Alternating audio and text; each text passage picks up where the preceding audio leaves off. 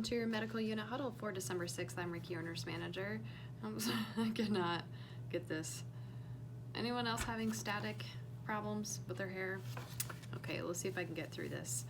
All right, let's go ahead and start with Carly's updates for our medicine service line safety huddle that we have each week.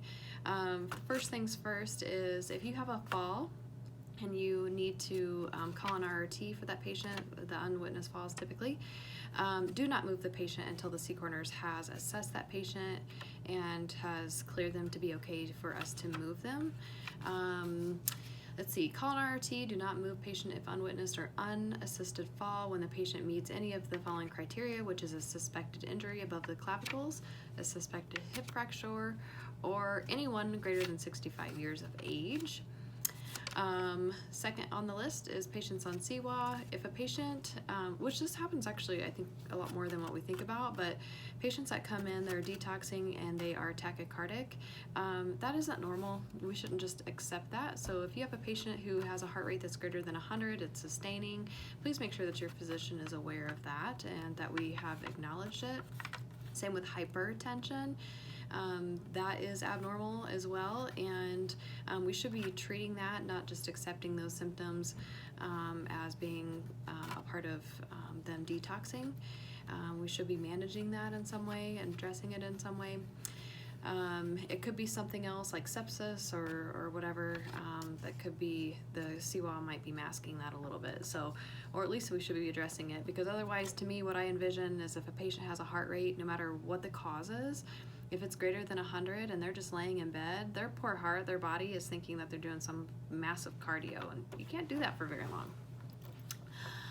All right, okay, so the employee voice survey is out right now through I think the 15th, so please take that follow-up survey. They are changing it up this coming year, so there's not so many surveys where it's the survey and then the follow-up survey. They're going to lump those into one, so please go ahead. This will be the last time that you have to do the check-in survey to make sure that I did review those results with you. Other thing, we eliminated the admission packets, so no need to call the volunteers office to ask for admission packets. Now we're just giving the form that you can write the patient's HIPAA code on. There's a hospitalist pamphlets if they have a hospitalist physician that is taking care of them, which is most of our patients. DAISY nominations, helping hand nominations, and otherwise we really should be referring to the laminated welcome packet that is in each room. There's changes to the pantry inventory. I sent out an email about that. There are some changes with that, so you might notice that if there's something that you're going to get that normally would be there that isn't there, go ahead and call nutrition. Otherwise, they really have based it off of our usage. Don't use Epic Chat.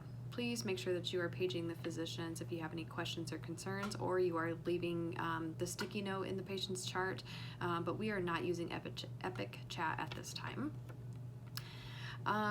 Let's see, if your patient needs serial vitals, you can use Visi. It is programmable to take serial blood pressures and that kind of thing. I think there's some hang up on, like, say that you have a patient who is getting blood. People are still running for the MP30 to take like those vitals, but your Visi can actually do that for you. You just have to go in and acknowledge that vital sign. Make sure that you are leaving the blood pressure cuff on the patient as well. So if you have any questions about that, just let me know, or any of our super users. Phenergan is no longer going to be stocked in the Pyxis. That will be coming from Central Pharmacy. So if you have a patient who needs Phenergan, you will have to get that from them.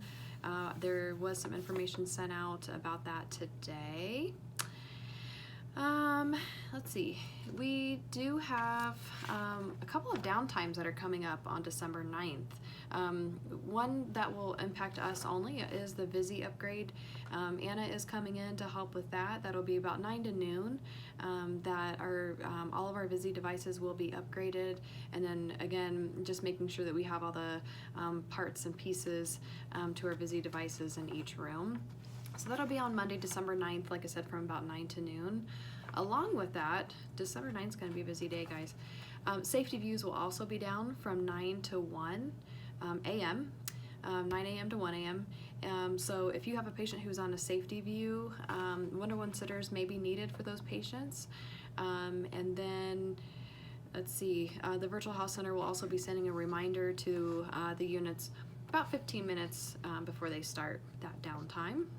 And then RLs, if you have to enter an RL from 0330 to 0800 on December 9th as well, the RLs will also be down, so you won't be able to enter those in. You can always send me an email. I'd be happy to enter that in. Or better yet, we just don't have anything happen during that time, right? And then on December 10th, ASCOM upgrade will also be down. So the ASCOM phones will be down from 9 to noon on December 10th. This will impact voice calls to and from the ASCOM handsets.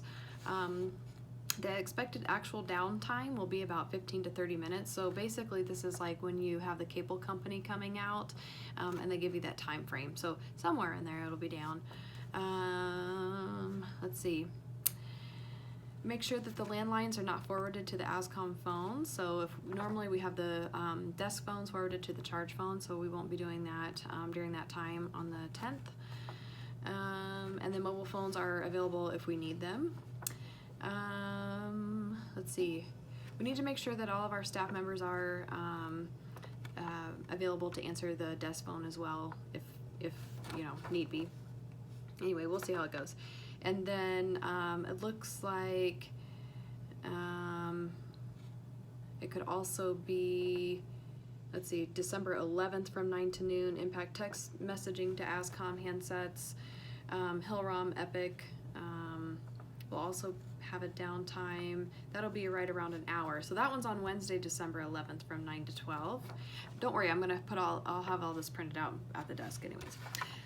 So anyway, that's all I have there. I want to send out a congratulations for Nick and Sarah Farnham for the Helping Hands Awards. Congratulations, you guys. And then, of course, check your email. There's a lovely, lovely message from JY to all of her work family. And thank you to everyone who was able to donate to her. And we should wish her happy heart healing as quickly as possible. That is all I have. I am going to turn it over to your charge nurse for any current patient safety quality concerns. As always, I encourage you to subscribe to our MCR Medical Unit YouTube channel. And you guys have a great shift.